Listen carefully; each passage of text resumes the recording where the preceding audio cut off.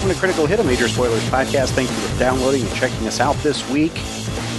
I want to know what's going on in Booster City, Kevin. Booster City, can't you see? Oh, wait, no, wait. Yeah, you guys have docked on Critical Hit. Boosters. Way ahead. No credits. No reward this time. You shouldn't have mocked me. You're fined. Anyway, you have docked in Booster City on the planet of Akaton after successfully completing your race, but you still have not figured out the mystery. You're digging in. You're looking for the trash wyverns that are your friends. That is basically where we got last time. On Critical Hit. Critical Hit. And so, you have the coordinates of Muckrakers, evidently the local office that you can go to contact for Society Deck Collection Inc., which has seized your friends, or some of your friends, the Trash Wyverns, a group of Yosoki youth that some of you are familiar with, and you were seeking their contacts and information on maybe helping you with the suspicious data pad that's way too clean and perfect that Rain gave you, which is the official synopsis of what happened to Team Elysium when they were supposedly killed off in an accident 3 years ago during Drifters. Man, the closer we get to Muckrakers, the more nervous Bob becomes, because he's dealt with indentured servitude type situations before. Yeah. No, I mean, you guys are so some of you are new to Booster City, some of you aren't. I would say Vangie and Hecubino, you've been here before for sure. Mm-hmm. And Skritic, I'll leave it up to you. I'm just going to go ahead and say probably not this particular location. Not this one? Okay, cool. So Vangie and Hecubino kind of know your way around. Everybody else, this is new to you. But crowds just pack these small, twisting, narrow streets. They're predominantly Yosoki and Hilki. Hilki are like basically just red-skinned humans. Like they have this deep red that is evocative of the color of Akaton, actually. And belt gang. Yes. But yeah, most people are Yosoki or Hilki, but there are also several large four-armed shopods who are much bigger than a human, for instance, and there are also some diminutive floating brains that you recognize as contemplatives. Plus, there are just tons of other aliens looking to score some scrap or cheap labor, or in all likelihood, some black market supplies. You see flickering neon signs advertising intoxicant lounges, VR suites that are cleaned daily. Ew. Gross. Weapon and armor surplus depots and intergalactic brothels and the like. You can also see, as you're walking through the streets, some signs that are clearly posted by hand for things like missing people or bounty notices or day laborer meetups. And so you twist through this web of things. You have to sometimes go upstairs and kind of go up cliffs, because keep in mind, this is all built on the side of a crater. So you are moving in 3 dimensions sometimes throughout this, and there's like electrical wires going through, and there's drones zipping by, and people kind of jostle you on the street and don't think anything of it. Okay. But you have your directions to go to Muckrakers. Do you guys do anything on your way? I'll take a look at like some of those impromptu signs for just in case there's anything surprising on them in terms of bounties or are missing people or anything else that calls out. Well, so you notice a lot of the bounties are basically community bounty boards that have been set up by like local, like neighborhood watches, basically. Are there particular like what are the bounties for? Or I mean, a lot of them are. So there's a lot of extortion / burglary gangs around here, and so neighborhood watches have tried to stop that. And there's sometimes it veers off into, it's like, okay, this person's just clearly trying to stop like a predatory gang from extorting them, whereas this person's clearly starting to start a like union and rise up against their industrial oppressors, and that's just a totally different world altogether. So neat. As you go, what are your passive perceptions? So what I mean by that is, let's say you rolled a 10 on your perception. What would it be? 15. 21. Okay. Very good. 17. 10. 20 for me. I missed Hecubino's and Quentin's. Hecubino? 20. Great. Quentin? 17. Okay, cool. So a few of you can spot some would-be pickpockets that are looking to either literally steal from you, like take things off your person, or just like walk nearby you with one of those like decrypting magnetizer appliances that will try to rob your credit sticks blind if they're not properly secured. So we'll say that Skritic and Hecubino, you guys just have them cold, and Quentin, you had a 17? Mm-hmm. Yeah, you also notice. Yes. Pay attention to your credit sticks, everyone. I'd brandish my survival knife and make some pointed eye contact at several individuals. So, Skritic, I imagine like you make shady eye contact with other shady eye contact type people, and it's just like, I'm looking at you. I've got my fingers are at my eyes, my fingers are at your eyes. I see you. Nothing's happening, and they're like, "Yeah, we see you too. You're good for now," and they stalk off. Quentin, you inform everyone that to keep hold of their credit sticks, and maybe you float a little bit higher. Mm-hmm. If anyone looks directly at me, there might possibly be a small buzz saw that and then disappears. Hecubino, what do you do?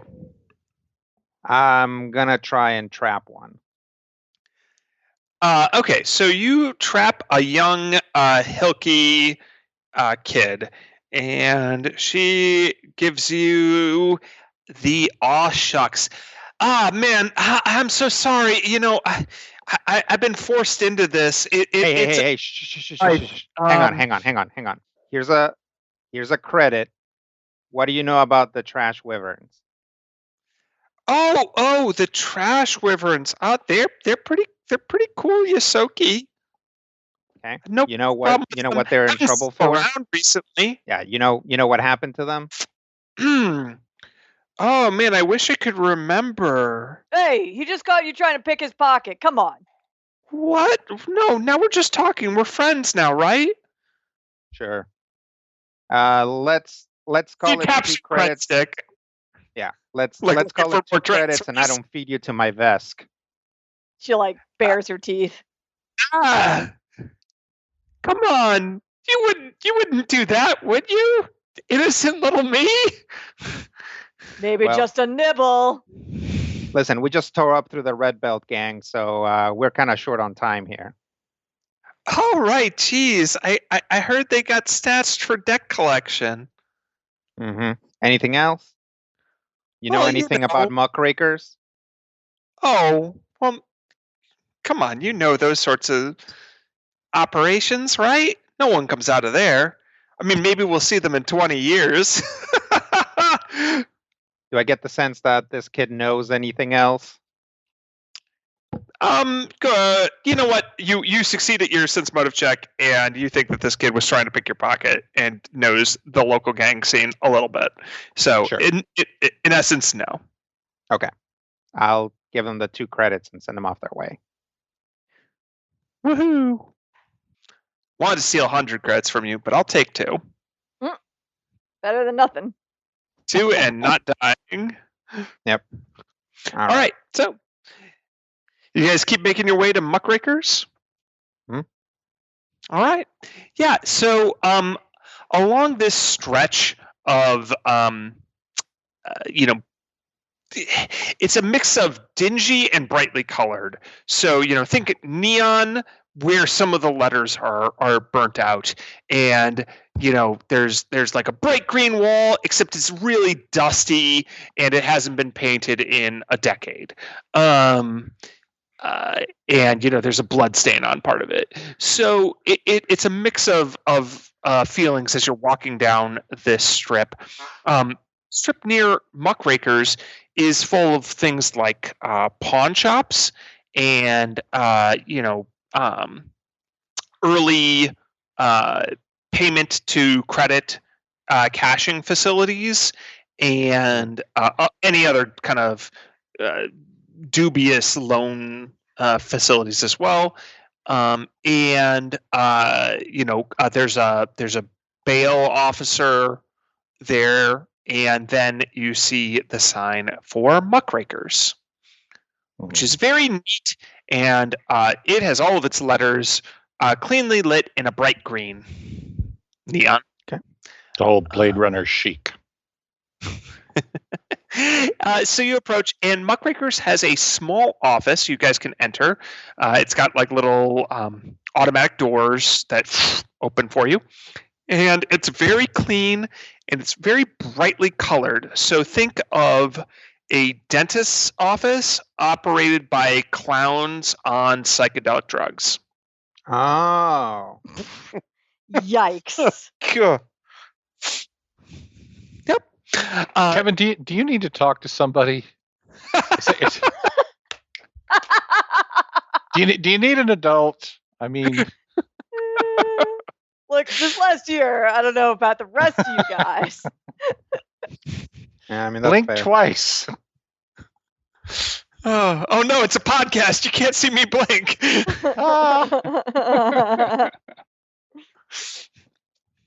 All right. So well, is there anybody actually like at a desk or a window? So there's a waiting room, and there's a single receptionist, a bored-looking, hilky teen. The only thing throwing off the overall appearance, the overall look, aesthetic, is the slight shimmer of a force field protecting the receptionist, and the fact that the only door deeper into the office is like a heavy-duty reinforced automatic steel door. Yeah. I'll walk up to the receptionist. Hello, welcome to Muckrakers. How can I assist you? Hey, I'd like to talk to Nibbles. Please input. Is Nibbles? What is Nibbles? Oh, Nibbles is somebody that you're holding. All right. Please input the ID number of the mucker that you would like to see in the pad provided below. Okay, put it in. You don't know the ID number. I don't. No, it's just a made-up nonsense bureaucratic term. You have no idea what this guy's talking about. So I got a message back from Muckrakers that didn't have any of this information. No. Oh, okay. I will hand it to Quentin. And I'll be like, I'm not sure what the number is. Where do I go about finding that out? Hint, hint, wink, wink. Hack it. I'm gonna hack it. It's hacked. I'm hacking. How do I hack? That would be a computer's check, my friend. Ooh, I'm not as good at that as other things, but I'm good at that. So Quentin is going to go and interface with the thing and roll a 24.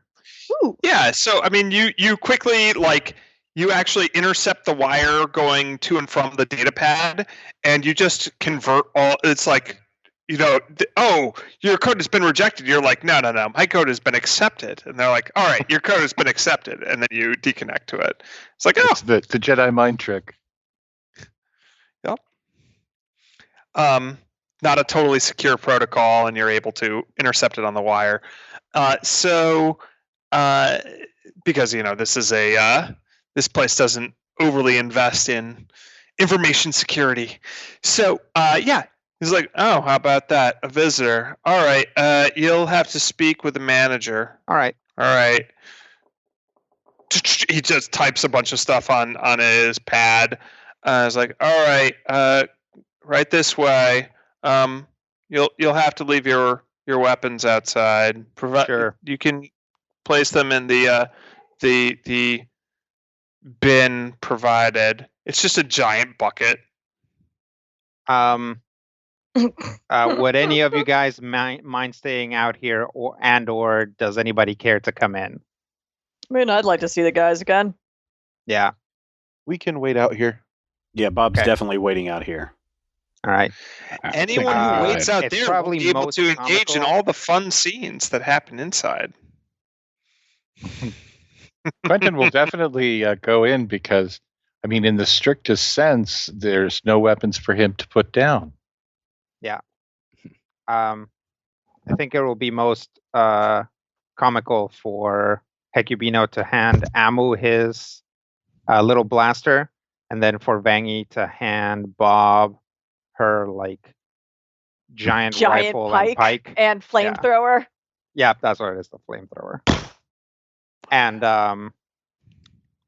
then Hecubino will be like, it's up to you, Bob. Obviously, you've had your own issues with law and stuff, but it doesn't look like this place is very secure. So if you want to peek in somehow, and you have the means to do it, there'll be a stranger. I look at Amu. So do we go in? Well, who is going in and who is not going in? Quentin is going in. Quentin in. I am going in. Hecubino in. Vangi's Vangi going in. Skritic was wanting to go in. Skritic in. So then there's Bob and Amu, and so on what you guys have in the waiting room is basically, like I said, the bizarre, super clashing colors of a psychedelic waiting room, along with the what's it called? The jazz music that plays in the elevator musical. Muzak. Or, Yeah.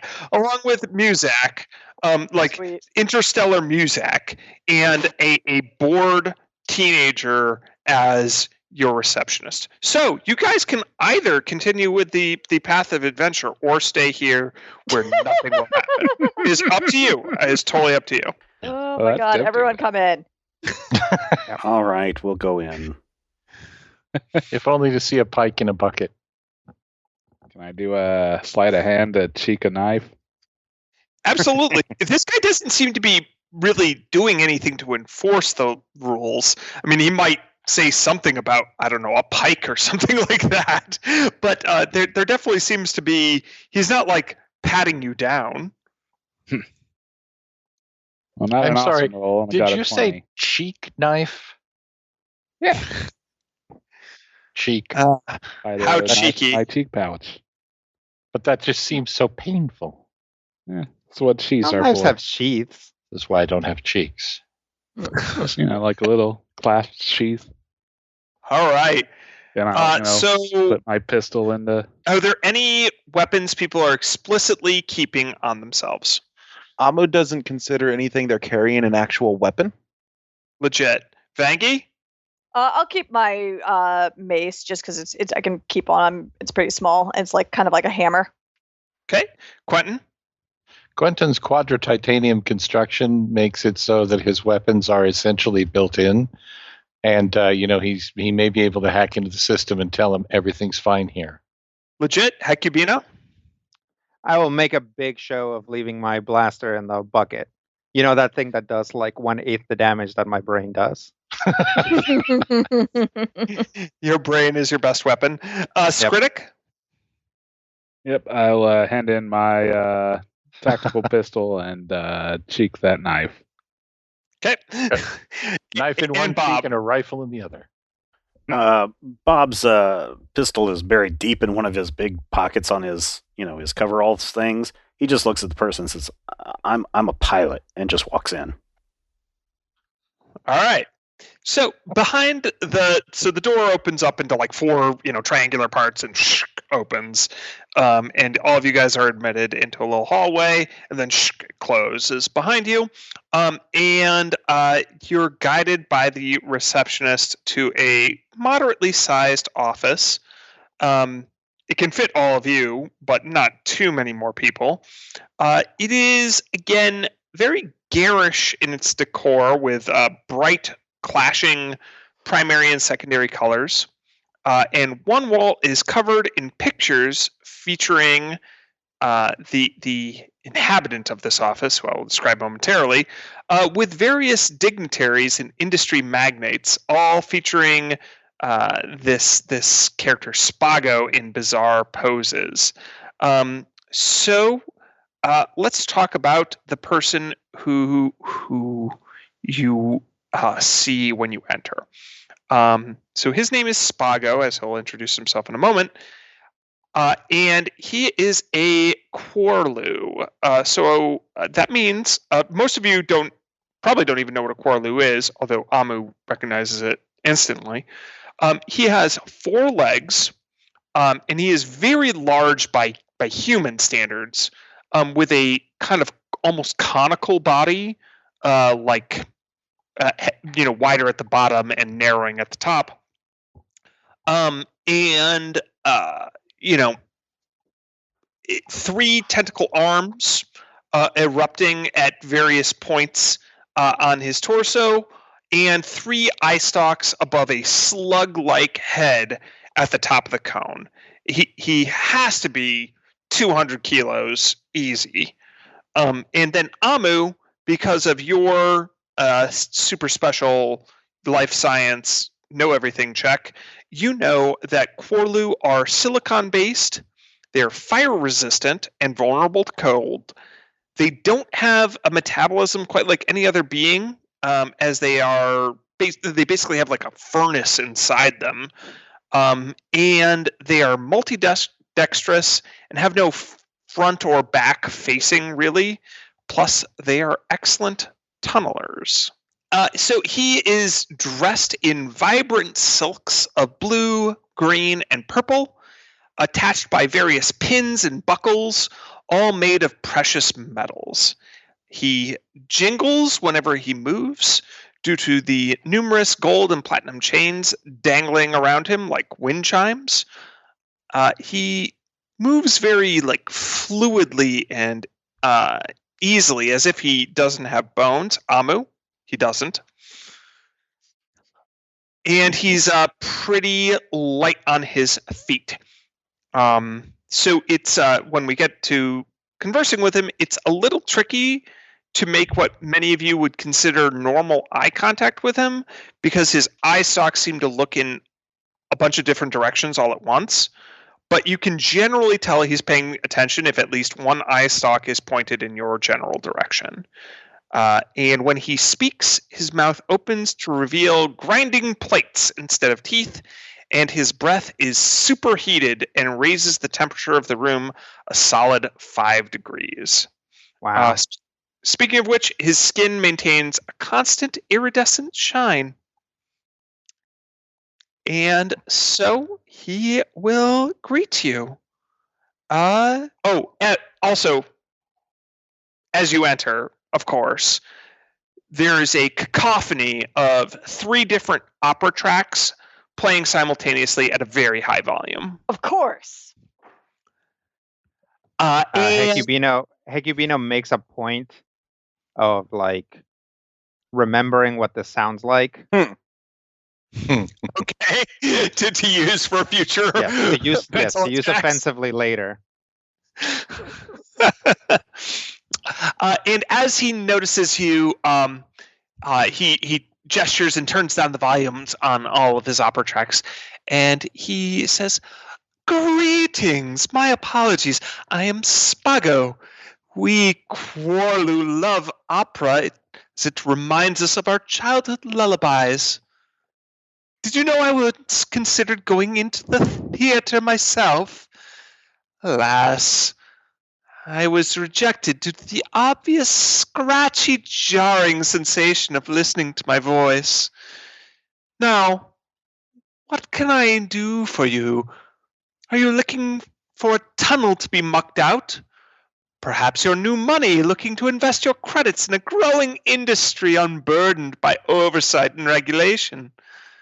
Or are you looking to make a drop-off? Note, we only handle minor offenders here. The truly dangerous ones must be handled by the society's magistrate." He smiles awkwardly at you. We are looking to talk to someone you are holding here. Oh, a mucker, a worker? Mhm. And who would you be looking to talk to? Nibbles, and if we could actually talk to Nibbles and her crew, that would be best. Oh, we don't allow the associations from their pre-mucking time. But if you mean some of her compatriots in her muck crew, of course. Right. Yeah. That can be arranged. And who are you? I'm Hecubino. This is Vangy, and the rest. We are Team Lizard Brain from the Drifters TV show. Well, what brings you here? Well, we were and Hecubino gets leans in and probably wipes some sweat. See, we're trying to do this segment, right? And we know reconnecting with our roots. Yeah. It's like we think that people who watch the show would be really interested to see where we come from. But of course, when we try to get in contact with some of the people that we knew before, they are muckers now. So we thought that we could come here, shoot a segment, talk to them, and see if we could get some publicity out of it. Publicity. We're not usually an organization that wants too much publicity. I think we operate well just at the edges of society, something people don't know they rely upon, but that happens below the surface all the time. Don't you agree? I mean, I get it. And I look at everybody else and then look back at him. I get it.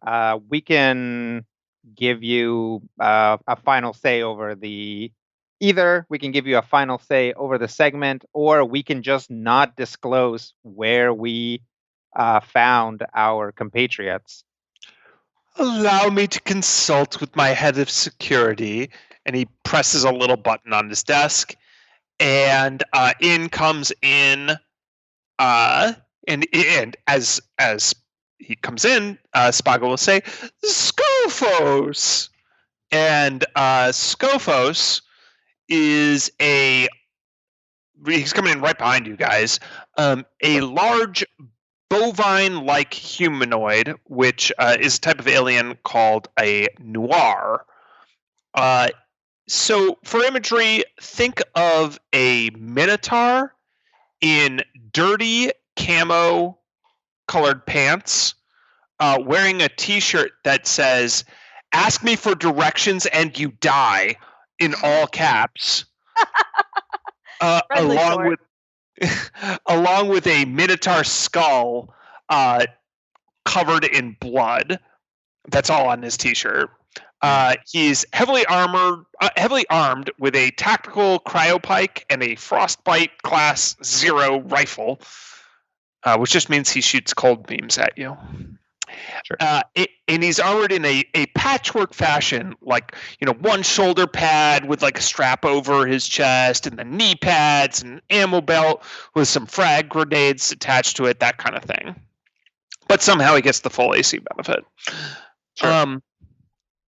One of his horns is broken at the tip, and his matted fur is like a whitish gray, and he has bright red eyes that roll around ominously like a half-deranged horse. Yeah, Bangu just looks at like him and looks at the pike and like lets out what would like probably be a whistle, but for a vest it's more like a hiss. It's just like, nice. Are these new muckers? No, not at all. These are guests, Scophos.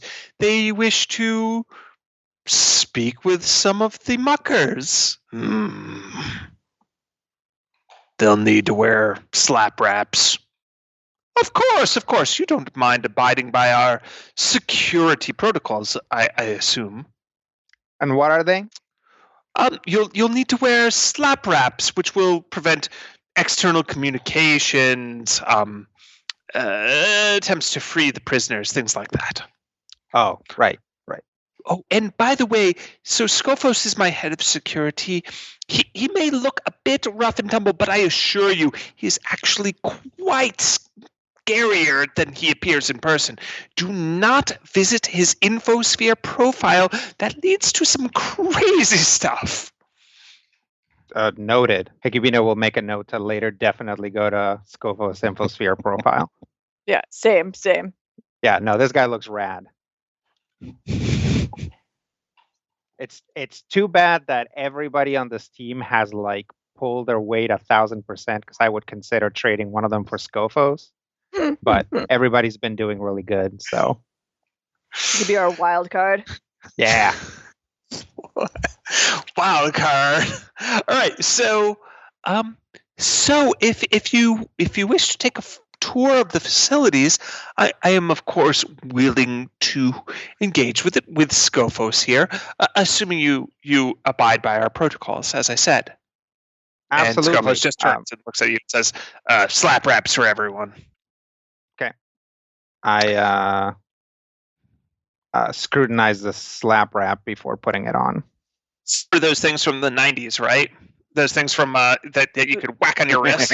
The slap bracelets? Assuming they weren't. Yeah. That like there was a whole panic about because sometimes the metal would come out and cut people. Sometimes they would cut you. Yeah. Yeah. Exactly. Sweet. These are just like those, except they're, they immediately sequence your DNA and bond to you and track you wherever you're going. Great. Scophos will whack each one of you on the wrist that has a wrist with a slap wrap. For people that don't have wrists, he will like slap you with one of them and it just sticks to you. Oh. So I think that's going to be most applicable to Amu and Quentin. For Quentin, he digs out a special one because... Actually, no. You should be just as susceptible to it as Bob or anybody else. So yeah. Yep. And you slaps it onto his chassis. Yep. You can feel your recording sensors shutting off, and your infosphere connection goes away as well. Most don't have that innate connection, but Quentin does. Yeah, it's terrible. I was just looking at Scophos' profile. It was just getting good. I know, right?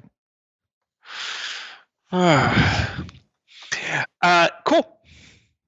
So, very well. If you're all ready, I suppose I can escort you. Yeah, let's go. So then, you guys are all led from the office into just down a little hallway to another reinforced door, which is followed by an elevator. So it can only hold probably the 8 of you tops. So you're all super cozy. So Spago is both a little wet and very, very warm, whereas Scophos is tall and kind of breathy and breathes on top of all of you and kind of snarls if any of you looks at him. Mm-hmm, mm-hmm. And the rest of you are all shoulder to shoulder with each other too. Yeah, I've been on this bus before. Scophos is probably going to spend most of the time snarling because Amu's probably not going to stop looking at him or. Oh, that reminds me. You guys can give me a culture check, mostly for Spago, for the Quarlu. Oh, it's better than the last one. You guys are terrible. Nice. Ow. 1, 2, Yay! 3 failed rolls. I got a 10. So Yay! Squiddick just now. Brian, was that 16 just rolled just this moment? Yeah, that was for this. Oh, good work. So Squiddick and Squiddick alone will know. So basically, nobody knows really what the deal with Noir are. There aren't that many of them, and they basically look like creepy, scary Minotaur people. Fair enough. But Squiddick, you know that most Quarlu value song and art above material wealth due to a culture that accepts impermanence of physical objects due to their extremely volcanically active homeworld, where the vast majority of Quarlu grow gypsum and other crystals for subsistence. Okay. So, evidently, this one has gone off into business for himself. All right, so you guys are all in this elevator, getting real cozy with one another, and it moves slowly and jerkily. It's one of those elevators that feels like it should have been replaced a decade or 4 ago. And it just hercules-jerkily goes the whole length, and then when it eventually stops and settles, you're very uncertain how deep exactly you have gone. And the elevator door opens up, and there are a couple of, half broken down security robots standing nearby, and Scophos leads the way along with Spago, and you see the below the surface workplace of Muckrakers, which is a disheveled mess.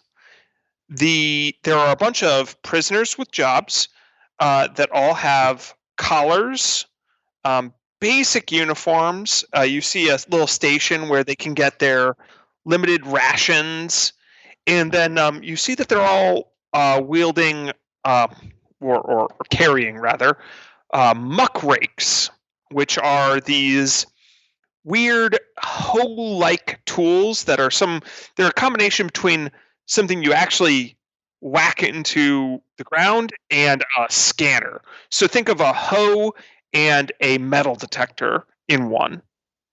And they're used to scrape, as Spago informs you, through sandworm slime. So you can see down here that they've gotten into some of the tunnels that Booster City is built atop, and there are dozens of people imprisoned in dank, dark cells under the surface. And just looking at them, they remind you of totally forgotten people. They look really hollow and lost. Their crimes and debts likely repaid 100 times over. And there are signs that say, "Work hard enough, pay your debts, and you'll be free in no time." And then under that, there's estimated time to freedom 4.6 years. Very uplifting. I'm going to make every attempt to surreptitiously turn off the snap cuff florp snorps. The slap without rounds? anyone seeing me. Yeah, I'm going to deactivate them. So the moment you start fitzing with them, like right nearby, you Yes, just quick. immediately draw Scophos' attention. Like he just looks at you with both of his red eyes. I want to bluff. Sure. Pretend that I'm not doing anything while continuing to hack the cuffs. 21. He snorts in your face, gives you some red eyes, and pushes you in front of him, and then keeps walking. Emotionless green smiley face staring at him as I continue to hack the cuffs. He seems to be actively watching you, Quentin. So, like, actively hacking the cuff is going to give you a huge penalty right now. How huge is huge? 5 to 10, somewhere in there. That's years of indentured servitude to the Muckrakers. I'm going to wait till he looks away. Sure. Then we'll try again. Sure. So you wait for your opportunity, but right now, so one thing you actually give me a quick sense motive check, Quentin. Oh, I'm good at those too. 13. All right. You can't really. He's pretty impassive, but you do get the sense that he is actively paying attention, like that this is his job and he takes it seriously. So, Quentin, you can tell that Scophos has at least one of his eyes on you for a while. So you might need to wait for your moment to try to interfere with the cuffs that they literally just put on you. He's clearly like the head of security and relatively on the ball. So if you start messing with things, he might start messing with you. Okay. Meanwhile, can I rotate to where my face is still facing him, but the cuffs are away, just in case he stops looking at me? If you rotate his cuffs away from him, if you rotate your cuffs away from him, he is likely to pay more attention to you, not less. Man. All right. Just saying, you're up against like the head prison guard, basically. Fine. All right. I'll wait for my moment. You're like right next to him, so maybe wait for a moment. His taxes. So then Spago will wax poetic. What is Muckrakers? It's a licensed, for-profit, remote enforced work opportunity zone for those with a debt to society to repay. And by society, I of course mean Society Debt Collection, Inc.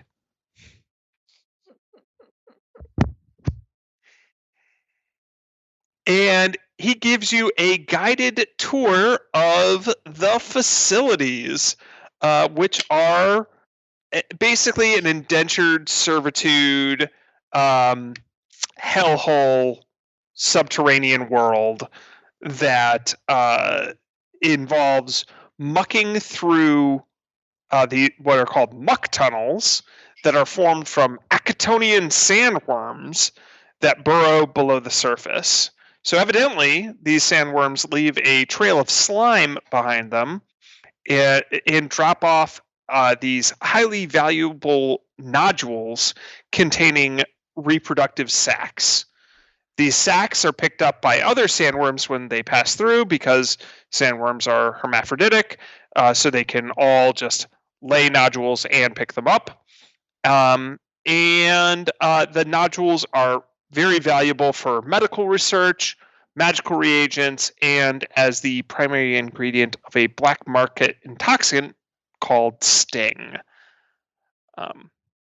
As you guys start wandering through the tunnels, you see that they weave around in 3 dimensions, which if you've never done 3D cartography before, it's a little tricky to keep track of where you are. Plus, there are no signposts. Everything looks basically the same, just a massive tunnel, maybe 10 to 15 meters in diameter, covered in dripping slime, and tilting in its angle frequently, sometimes intersecting with other tunnels in a subterranean spiderweb that's difficult to keep intact in your mind's eye. And then there's several workers, which Spago and Scophos call muckers, that are guided by robots that seem programmed to know where they are going. So what's Nibbles is in for? Oh, I believe that. Let me see. Pulling it up on my data pad here. It appears that they're in for theft. Yep, petty theft and lack of repayment on petty theft, and of course the court fees. They couldn't pay the court fees, and then they had to pay the local constabulary jail fees, and then of course, naturally, they have to pay for their own food and uniforms and board here, plus sanitary materials, plus a slight overhead charge. So yes, theft in short. So how long is their term? Oh, we don't bother to. We have everything down to a science here at Muckrakers. It is all. It's simply mathematics. Once their debt is repaid, everyone is free. It's as simple as that. Plus insurance, plus cost of living. Well, they are. There is a reasonable interest rate that investors have a right to expect. So, of course, that is held because we're essentially loaning these people the money for their sustenance. Of course. So what's their Oh, it's very complicated. I wouldn't want you to worry yourself. And of course, they can be awarded if they are rewarded as, for instance, Mucker of the Month, or they can be penalized if they cause additional costs or trouble. Right. I was just wondering if there's a flat fee we could bail them out in case we wanted them to be more part of the show. Of course. Suddenly you have all three of Spago's eyes. Yes, of course. That would be wonderful. You are all great big stars that can bail out your friends. That is excellent. Simply sign here and we will arrange the transfer of credits. Well, I need to know how much is the credits before I sign but anything. I'm sure you're so wealthy. It would be so wonderful to just eliminate their thing, and you can just see that this is what their initial debts were, and then below that you'll just see the accumulated costs. And if you scroll, and then scroll again, and then you'll need to go to the next page, and then scroll some more. And then, yes, of course, just insert your credit stick or just tap it if you have an Abadar Black, but I don't suppose you have one of those. But you can just insert your credit stick here, and then we can arrange for the transfer of funds, of course. Does it say anywhere in the document? Oh, yeah, you can eventually get to it, and it's for Nibbles. For Nibbles alone, it's 2,300 credits, and it's about 1,500 credits per other member of the Trash Wyverns, of which there are 4 imprisoned here. So 6,000, about 8,300 ish credits. Yeah. Well, we don't have that much yet, but maybe if we win the next race. You don't have that many credits yet. No. Oh, so are you then more aspirational? What do you mean? Well, I'm wondering why you're here. Like I said, we're trying to film the show. Well, then we can perhaps portray this as something of a good art. Like we come here and say, we need to just win the next race, and then we can buy your freedom. And then you say, oh, we wish you the best of luck. And then after the next race, we come back here, we buy their freedom, and there's big celebration. And everyone's rooting for us for the next race because it's not just us on the line. It's their freedom. I don't think that people are going to like the optics of buying their freedom. By people, I of course mean my superiors. We would prefer the language pay their debt to society. That's what our lawyers have agreed to. Oh, okay, we can work it out, right? Right, Hakibino? Oh yeah, definitely. Well, right this way. So yeah, you guys are able to walk through the muck tunnels. Eventually, Spago will hand you off to a pair of security robots along with Scophos as you guys are going deeper than he tends to go.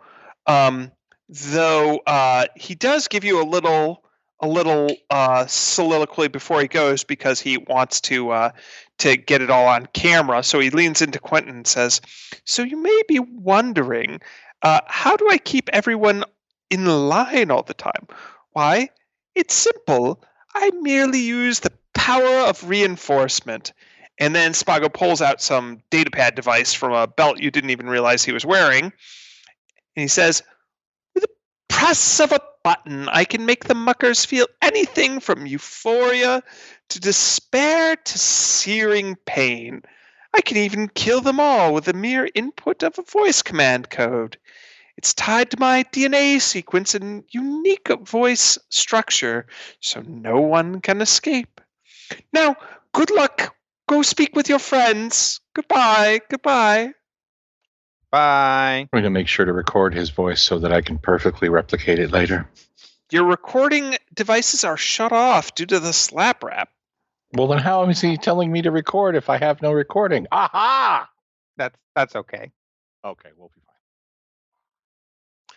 fine. I'm going to meanwhile- remember his voice for later so that I can. Hello. Exactly. Hello. This is how Now- I talk. Well, Scope we'd have lets to me- chop off one of his tentacles too. So That's true. Let me get that for you. Scophos will meanwhile be looking around and keeping an eye on you guys and guiding you deeper in. When he sees some of the muckers slacking off and talking to one another, he growls at them. "If you've got time to yuck, you've got time to muck."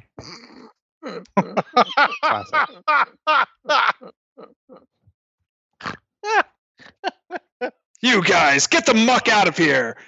And then he proceeds. Oh. So, you guys are eventually led to the Trash Wyverns, Nibbles, Thrill, Pitch, Keck, and Rachuk, and they have been able to maintain themselves as a crew. Now they're just a mucker crew, which is a much sadder crew than a Yusoki ex-orphanarium gang. But they are still together. So for a quick breakdown of the crew, as they eagerly await you and see you there, and they're excited. So you've got Nibbles. She's the leader. You've got Thrill. She's the dangerous one. Oh, You've got Pitch. Pitch, he's the sneaky, quiet one. Keck, she's the funny one, the boisterous, gregarious one. And Rachuk, he's the computery guy one. So they're a 5-man band. Right. The leader, the lancer. I get it. That's great. So Nibbles will approach you guys while Thrill, pats herself down and puts away a couple of her impromptu shivs that she's made out of some of the stuff she's found while mucking. You don't see Pitch. Pitch is hidden, and the other two approach as well. Nibbles.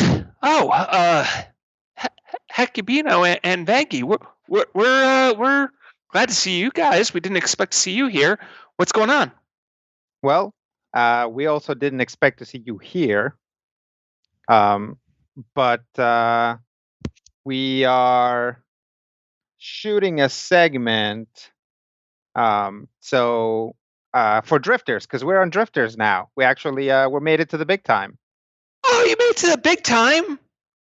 Yeah. Guys, they made it to the big time. And everyone, all four of them actually appear and pat you guys in the back, and you guys get surrounded by Yosoki hugs. Yeah. Oh. So while this is happening. Thrill is eyeing Skritic with the, are we going to have an issue here, or are we into each other? It's got to be one or the other. Go with B. Go with B. Is there a all of the above? Fine, I'll give you $5 and make it B. Oh, man. Vangi basically takes turns like hugging / picking up each of them. As this is happening, I'll put a hand on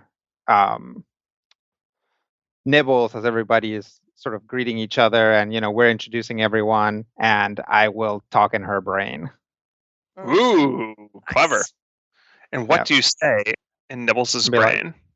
Yep. I'll be like, hey, we are trying to find information on a wreck that happened, was it 3 years ago? Did you say? Yep. It's the Arcadia Team Elysium's ship.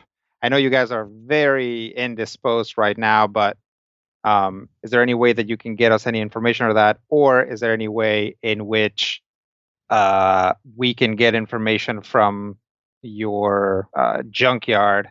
And also, what can we do to help you guys out? Cool. So while that is happening, so Nibbles is about to respond to you, but what is everyone else doing?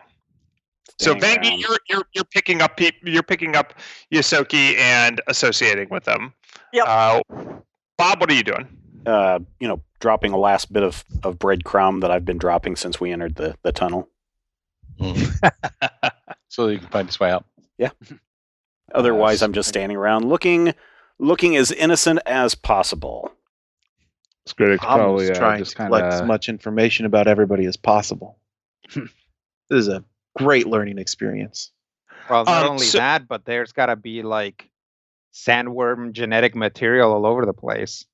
Oh yeah, God, yes. Yep. There's definitely at least one tendril scraping the walls. So you quickly realize, by the way, Amu, that your biolab is a better tool than these muckrakers.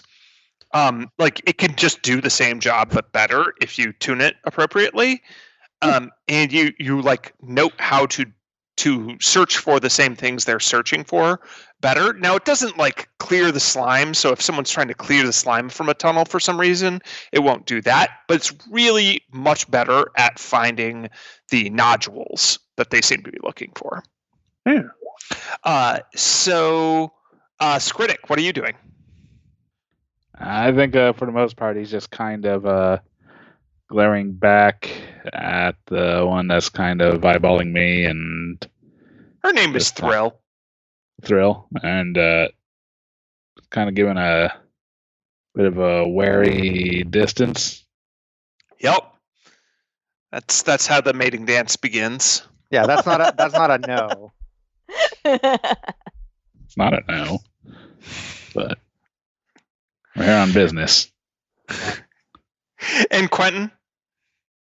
Quentin is trying to take advantage of the cover of bodies moving around to see if he can get these cuffs off.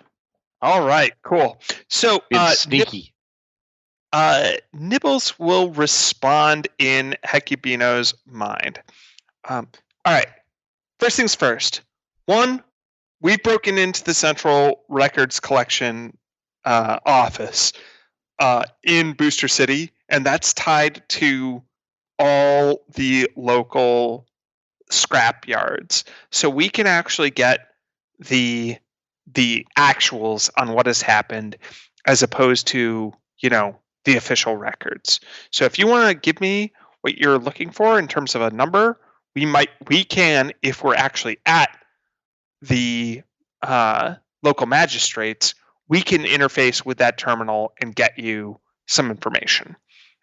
That being said, what you could do for us is get us out of here, because I think we're all facing 10 to 20 years of work enforcement in these muck tunnels unless a sandworm eats us first. Okay. Well, I'm sure you guys have a much better view on the logistics of busting out of here. I'm sure you guys have considered it. Should we go off and prepare, or are you suggesting that we should just start blasting now? There's a lot of bad guys around. So, first of all, you might not be able to see them, but over there, there's what we call the walking eyes. And she mentally gestures to you, and you kind of get the sense of where to look. And there are metallic spheres held aloft by spindly insect-like legs, sporting a single eye of red glass. But there are like a dozen of them, all crawling around the tunnels at various points. Plus, there are the security robots. Now, these look like that same security robot that you guys fought with Talos. Back in Absalon, yeah. Yep. But there are a few of them. But these ones are also kind of broken down. Like they were clearly picked up, at half price robots. Sure. And then even if we were to defeat all of those, Spago could kill us all with a single command. So we need to be free of these collars, which I think the only way to be free of is to get some of his DNA and his voice code. Plus, we'd still need to either steal the device that he uses or hack the frequency or something. All while we still are under these tunnels, which I don't know my way out, and there's Scophos to worry about.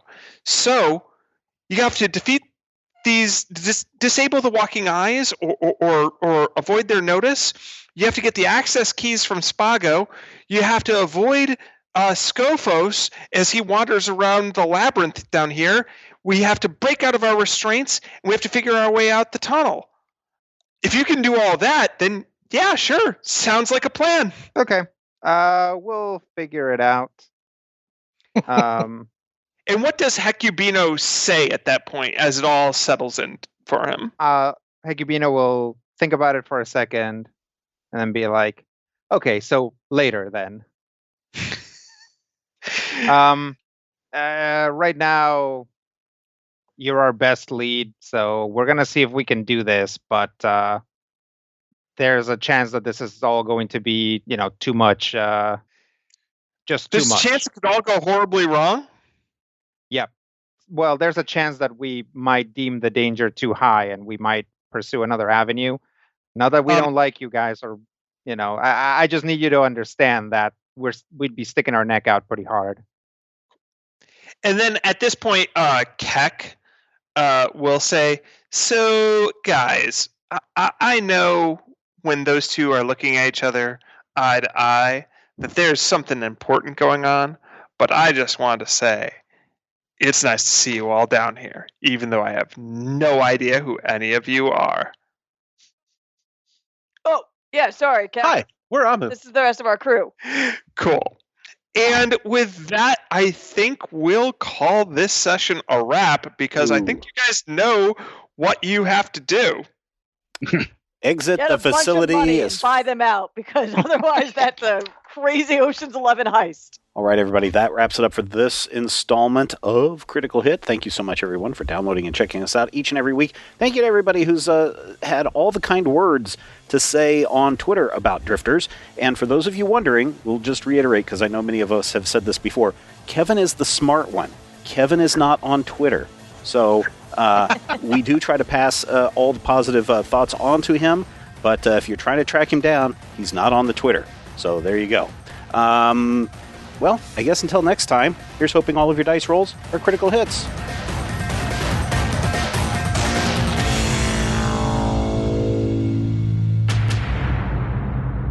This podcast is copyright 2021 by Major Spoilers Entertainment, LLC.